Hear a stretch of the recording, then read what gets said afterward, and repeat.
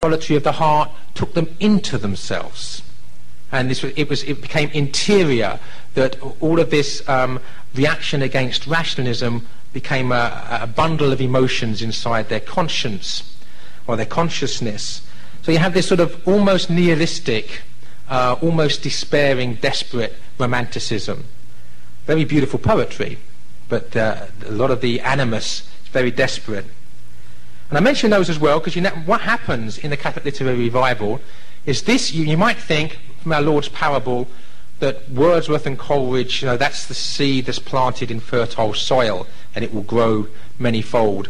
Byron, Shelley and Keats was the seed planted in barren soil and it will bear no fruit. Well, that's not what happens. That's why I mentioned both. Because what actually happens then in the 19th century is that the Catholic Literary Revival, when it starts, has sort of two strands, the light strand and the dark strand. So I'll go into those now. The light strand, the influence of Wordsworth and Coleridge, led to various movements in England that were all neo-medievalist. They all harked back to the time before the Reformation. That's why I've given the whole background from 1534. This neo-medievalism wanted to leap the 300 years back to, in the 1830s, it was at its height. So from the 1830s, they wanted to leap back to before the 1530s. Okay, back to before the Reformation. And neo-medievalism. And it found expression in three distinct movements. The earliest of which was the Gothic Revival. And the Gothic Revival was a movement principally in architecture, but in art in a more general sense, but principally in architecture. And the most notable member of that group and the spearhead of it was someone called Augustin Pugin, P-U-G-I-N. Now, he was a convert to Catholicism. And probably the best known example of his work, of this neo-Gothic architecture, is going back onto our tour bus of London. If you look out to your right now, you'll see the Houses of Parliament, because that was a result of this Gothic revival in architecture in London. But also Augustin Pugin, being a Catholic, in the 1830s was the time that for the first time in 300 years it was legal again to build Catholic churches in England. Now, there were certain restraints. They couldn't be prominent buildings. They couldn't have huge towers, and they mustn't have bells. You wasn't allowed to call the faithful to church. But if you were discreet, you could build Catholic churches. And many of the oldest Catholic churches, except for the ones that were stolen from the Catholic Church, which is most of them, of course, in England, all of those wonderful Anglican churches are, of course, Catholic churches that were just literally, the modern word for it is we were mugged. But when these new Catholic churches were being built in the 1830s onwards, Augustin Pugin was the principal architect of these new Catholic churches going up. So a lot of them are in this beautiful, resplendent neo-Gothic architectural style, so neo-medieval, going back to the medieval. And it was this love of the medieval which was planting seeds everywhere at this time. People beginning to see the value of this period that had been dismissed prior to that. So then you had the Gothic Revival, and then the other thing that happened a little bit later, also principally in the arts, was the Pre-Raphaelite Brotherhood, the Pre-Raphaelite Movement. Now, the Pre-Raphaelites, as their name suggests, Pre-Raphael, was to go, they sought a vision in art that went back to the medieval, again to before Raphael. So their painting tried to capture this medieval spirit. And the Pre-Raphaelites were very, very powerful. They saw themselves as a response and a riposte to Impressionism. Now, Chesterton said about the Impressionists, I think in The Man Who Was Thursday, but it might be The Bull and the Cross. So, if any Chesterton experts out there, I'm sorry if I've got it wrong. That the Impressionism represented in art what in philosophy was this final skepticism and doubt about reality. This real skepticism. In other words, there were no definitions. It was all a blur. Now, I happen to like quite a lot of Impressionist art, and I'm not completely sure I agree with Chesterton as regards his analysis of the Impressionist movement, but certainly his analysis of Impressionist philosophy, the idea that there's no defined meaning to reality, is certainly true. But the Pre-Raphaelites were the opposite to this. Their paintings were brightly coloured, primary colours, very hyper-realistic with clear definition. So again, and it was meant to capture the medieval spirit. So you had this medieval revival basically happening in England. And then the third movement that arose out of this Romanticism, this light Romanticism of Wordsworth and Coleridge, was the Oxford movement. So the Gothic Revival, mainly architectural. The Pre-Raphaelites, mainly the visual arts, but also poetry. And then the Oxford movement, which was principally liturgy and theology. And the Oxford movement were comprised principally clergymen of the Anglican Church during the 1830s.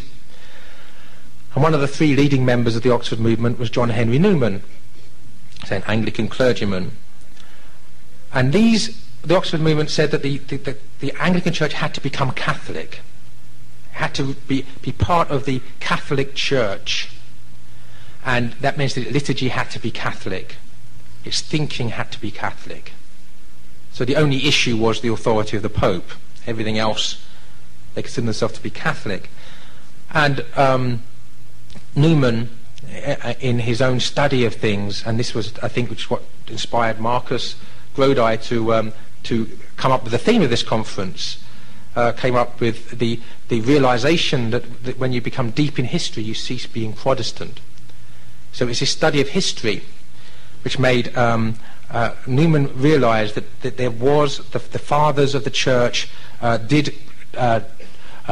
responsible for succession, and the same church, the Catholic Church of the 19th century, was the same church as the Church of the Fathers. And through his study of history, he realized that. So in 1845, Newman becomes a Catholic. And I say this is the definitive start point. You can look upon all the others as this is the things happening in England, this rise of medievalism that led to the Oxford movement that Newman was part of. But Newman's conversion in 1845 was the definitive moment, the start of the Catholic literary revival. And many people consider Newman to be one of the finest prose stylists of the 19th century. So we don't have time to discuss any of these figures at any great length, unfortunately.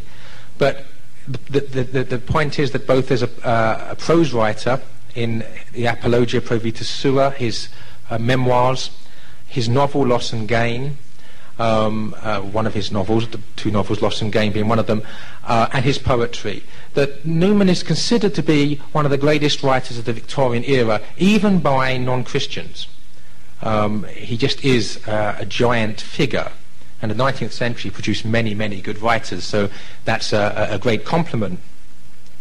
Then Newman's influence led to, he actually received into the church the person who I certainly consider to be, and I know I'm not alone in this, the greatest poet of the 19th century, Gerard Manley Hopkins. Now, Gerard Manley Hopkins was received, by the way, this is just in case we have all these scholarly historians in the audience, that I've made no effort to check any of my dates before giving this, and they're all from memory, and I think they're all right, but this is I'm following a Chestertonian tradition here. G.K. Chesterton never checked any of his facts before he wrote them down. At least I checked them before I put them in writing. But here, these are memories. I think they're accurate, but forgive me if they're not. Chesterton, by the way, is a little anecdotal aside here. Chesterton was so careless of getting the facts right in his work. His long poem, The Ballad of the White Horse, which is about King Alfred the Great's defeat of the pagan Vikings in England. It was pointed out to him that in his poem, this is a long poem, he said that the right-hand side of King Alfred's army faced the right-hand side of the Viking army. Now, unless the Viking army were running away, that doesn't make much sense. However, it says much about Chesterton that he didn't even bother to correct it for the second edition. So I'm in good company if some of my dates are wrong here. I think it was 1860 when John Henry Newman received Gerard Manley Hopkins into the church. And Gerard Manley Hopkins went on to become a Jesuit priest, and also, of course, to become one of the, if not the greatest poet, one of the greatest poets of the 19th century. Now, there's a phrase, it's a trite phrase that's used far too often to say that someone is ahead of their time. And when you hear that, normally you should sneer heartily. However, if one person actually deserves that that accolade of being ahead of his time, it's Gerard Manley Hopkins, because none of his poetry was published in his own lifetime, and even his friends, Robert Bridges and Coventry Patmore, the latter of which was also a very important poet of the 19th century, who was a convert to the Catholic faith, who was very influential upon C.S. Lewis, and say he's a good poet in his own right. No time to talk about him beyond that.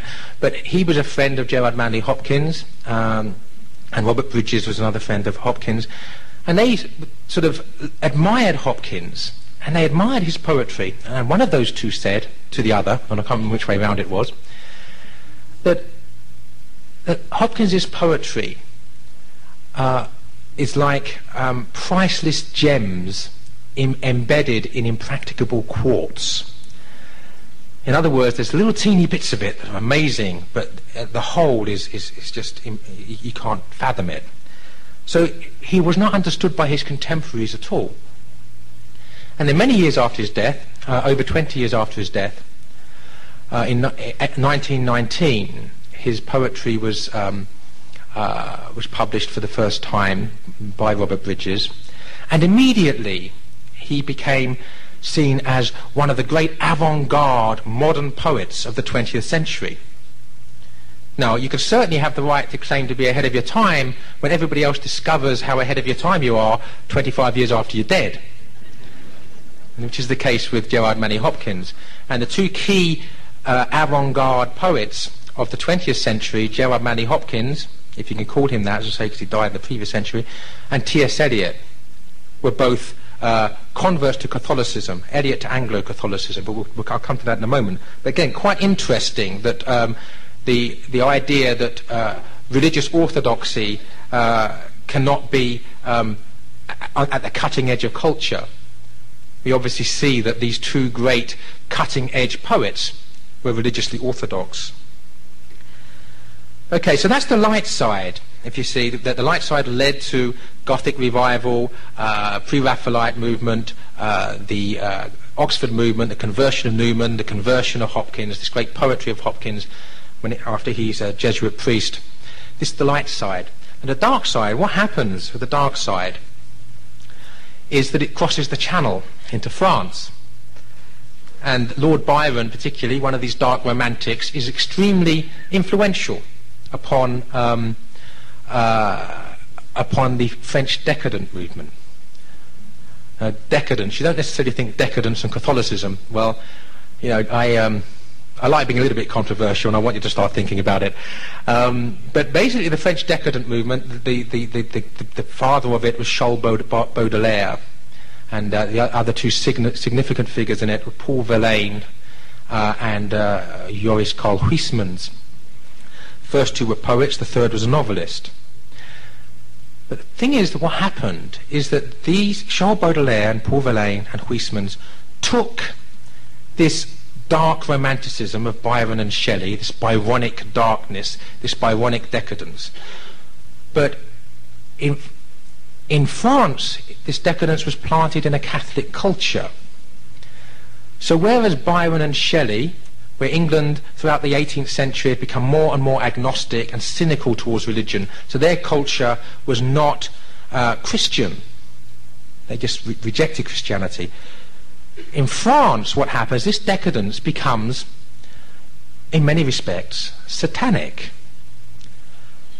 Now you think, well, surely that's worse. Well, I suppose it is. except, they say that the devil, the first thing the devil wants you to be is to stop believing in him. He can operate much more effectively and efficiently if you don't think he's there.